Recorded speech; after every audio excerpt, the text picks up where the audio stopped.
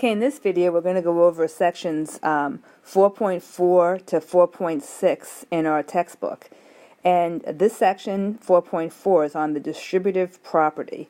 This is probably the property that my own students at high school have the biggest problem with applying correctly. So I'll go over some of the things that they do as we go through this lesson. So, as this is saying, the associative and commutative properties apply in situations where we're adding only or multiplying only.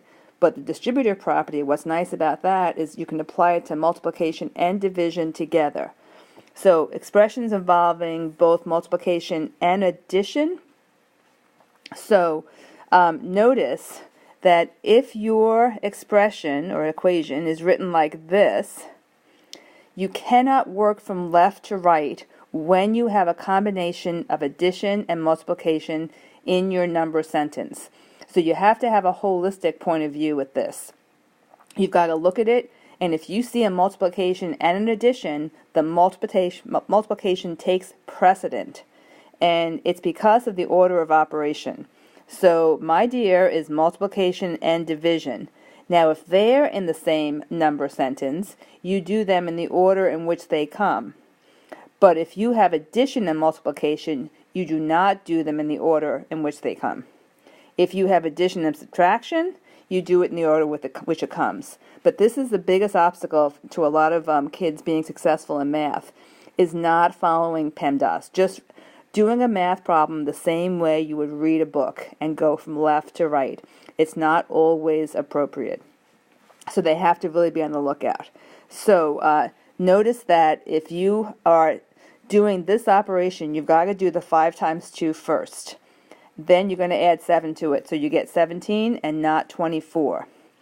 So if you want to demonstrate the distributive property, you could write it like this, and then what's going to happen is the following. First off, you'd have to do the parentheses first if you were not going to really be applying the distributive property. If you were just going to say, okay, I've got some parentheses there, I am going to do them first. But also you want to know that this is 2 times 5 and 2 times 7. So if you have it written like that, you change the order, because now your addition has to go first because of the parentheses. So those are required if you want to change the normal order of operations. Okay, so that's a very, very key piece. This PEMDAS, it's important to do the my dear on one line and the Aunt Sally on one line, because those operations come in the order in which they come through the door. So that's it for this page. Let's go on to the next page. Okay, the rest of this page talks more about the distributive property, and it just presents it a couple of different ways.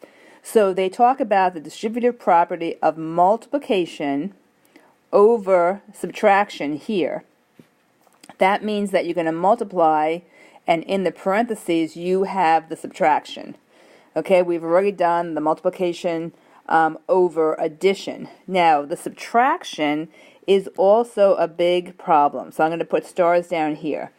Many times my students do not respect a couple of things. First off, they don't always, in this situation, distribute the 5 to the, the 3 to the 5. They always do it to the x, but they don't always do it to the 5. Many times everything becomes positive, so you want to be careful about that. Same thing if you do it this way. My guess is if you do it this way, they probably will forget to distribute the 3 to the x.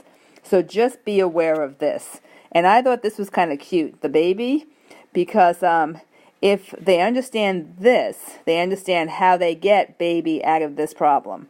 So distributive property, huge. The more you can make that clear to them, absolutely the better. So I took this out of our textbook because I thought this was a very good visual example of the distributive property. So here you have an array, and the author is presenting the array a couple of different ways. So the top is 4 times 5 plus 2. So here you have 4 times 5 plus 2 right there. And then in the bottom, they have the 4 plus 5 separated out, and the 4 times 2. So the 4 times 5, 4 times 2 separated out. So I think it's a nice way to have the kids understand that even though you have the exact same number of terms, you can express this different ways. And that flexibility, I think, is very, very important to them. Here, this reinforces what exactly is a distributive property, where you take 4 times 5 and then bring down the operation and then go 4 times 2. So that's very nicely done. So down at the bottom here, they talk about the different variations, and the original distributive property is this. All right, so now you're distributing the A to the B and the A to the C also, and you're maintaining this operation. So a good point to point out to your students. Here, if the problem was presented like this, you would have to do, so let me just erase this, following order of operations. You would do that multiplication, then you would do this multiplication, and then you would add them together. So that is really key, that they understand that concept. Okay, here's another. They say variation 1. It's really all the same thing. What are they demonstrating here? They've changed the order in which you're doing this. They have the parentheses in the front this time instead, and they've grouped the A and the B. So what's happening here is you're coming at it from behind, and here is your result. Once again, this is the first operation they do. This is the second operation they do. The addition would be the third operation. Very, very important. Okay, why don't we do variation 2 on the next page so we can see it a little clearer. Okay, here's a quick little snippet of variation 2. So in this variation, you have 3 terms inside your parentheses. Okay, you still do the same thing. So this A is going to go to the B, it's going to go to the C, and it's going to go to the E. And in terms of working with this, here's your first product, here's your second product, here's your third product. Once you have your 3 products, then you can begin the addition process. Okay, let's go on to the next page. Okay, here variation 3, you have the subtraction issue. So again, subtraction seems to be a little bit of an issue for many students. So just make sure that they are aware of that operation. And in this situation, once you do the distribution, this is your first product right here, here's your second, and then you subtract them. Okay, you cannot do B minus A first. Okay, in terms of applying the distributive property, these properties come in very handy, and that's all the properties when you're doing mental math. So for example, I thought the textbook had a good example, so I just used it directly. It was 41 times 25, and they were saying that really if you want to do that in your head, mental math, the distributive property will help you. So you can turn 41 into 40 plus 1, and then times 25. So 40 times 25, 4 times 25 is 100, and then add another 0 to the end, that's 1,000, and then 1 times 25 will get you very quickly to 1025. So distributive property is not just nice in theory, it's also very nice in practice. Okay, when you have a binomial times a binomial, that is just an extension of the distributive property. And I use the FOIL method, where you first multiply the first terms, then the outer, then the inner, and then the last.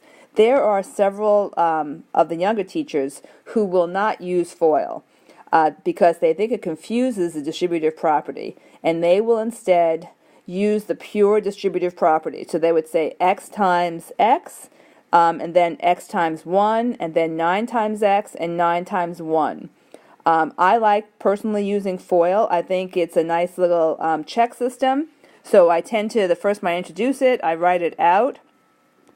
And as we do each of the operations, we check it off so we know we have everything accomplished. I liked the way that you can also use these arrays to demonstrate the FOIL. So at the bottom of this page, you can't see the whole thing, but you can see how I have that set up. So perhaps we'll go to the next page and take a look at that. So here's my nice little array. So here I have, this is the 10, this is another 10, this is clearly the 3, this is the 4, okay? So what do we have here? Well, the blue piece is the F, the light brownish one is the O, here's your I, and here is your L.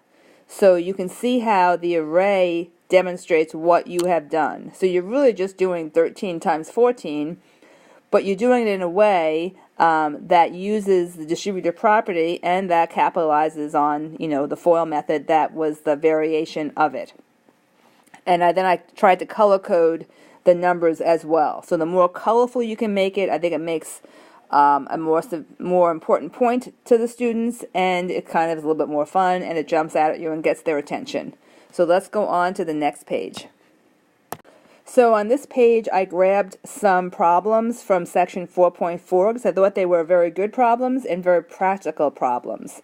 So the first one is Ben and Charles are working on 4 plus 3 times 2 times 10.